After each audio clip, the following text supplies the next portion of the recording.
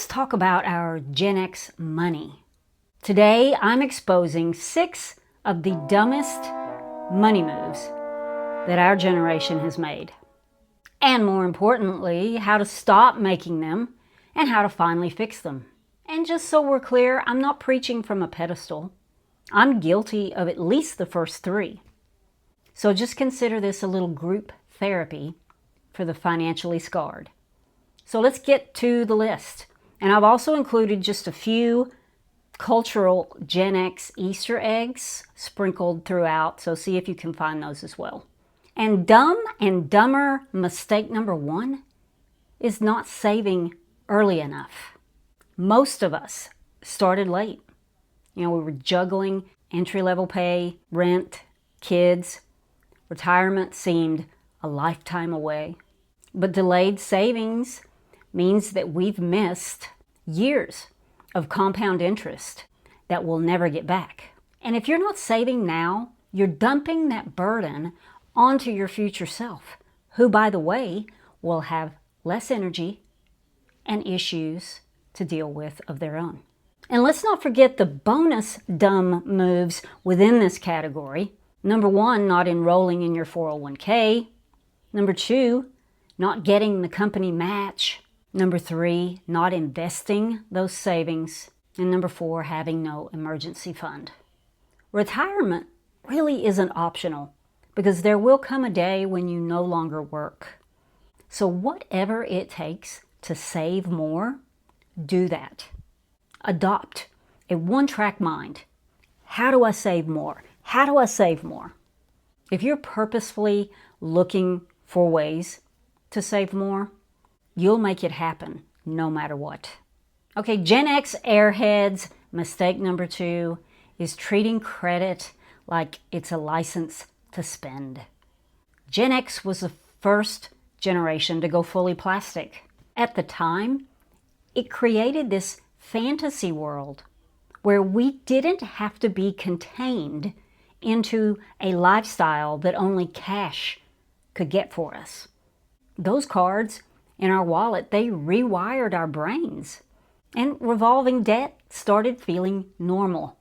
Having a credit card at our fingertips caused us to defy logic every single time that we swiped that card for something that we could not afford.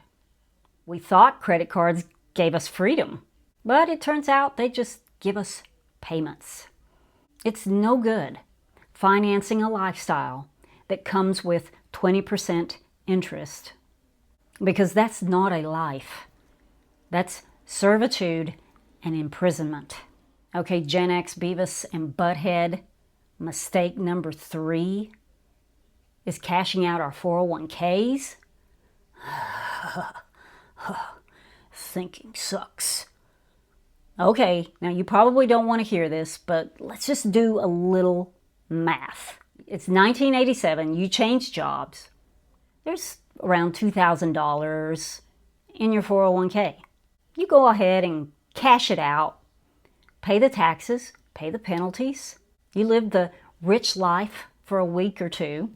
But if you had rolled that over into an IRA back then, left it alone, never put another dollar into it, it would be worth almost $48,000 today if it had been invested in the stock market.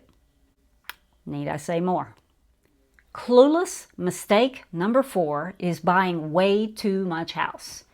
This one may ruffle a few feathers because buying a home was sold to us as the ultimate marker of success. Renting was just throwing your money away, as if, but we let the realtors and the lenders and the Joneses convince us that it was an investment that could never fail. We bought way too much house. We took out HELOCs, and some of us are still paying for it today. The rational thing to do is to treat a home for what it really is, a shelter and an asset, not a cash machine or a retirement fund. Conehead mistake number 5 is willful financial ignorance.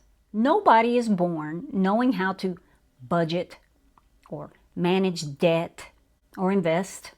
There is no finance 101 class that we all must take in order to graduate.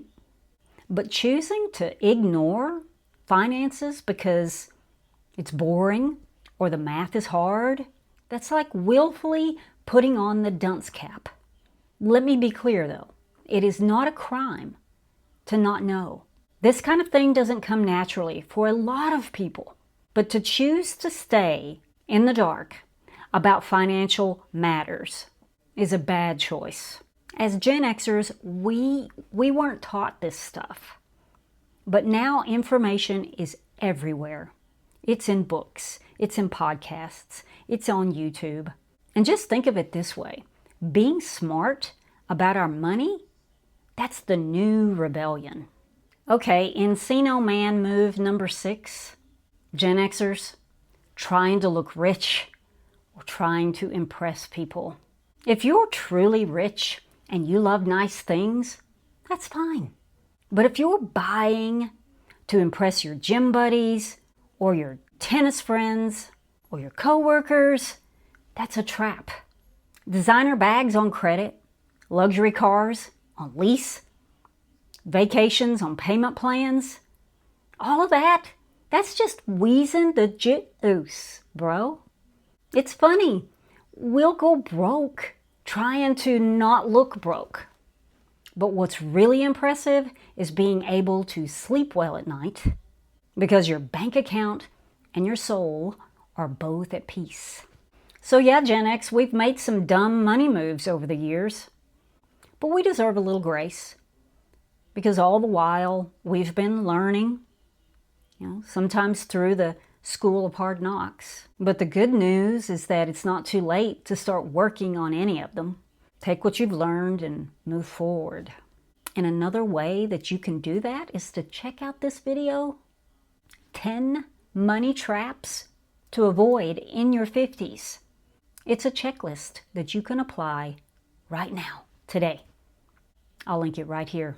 So please subscribe because no one else is breaking all this down just for us, Gen X. I hope you have a great week. I'll see you in the next video. Bye.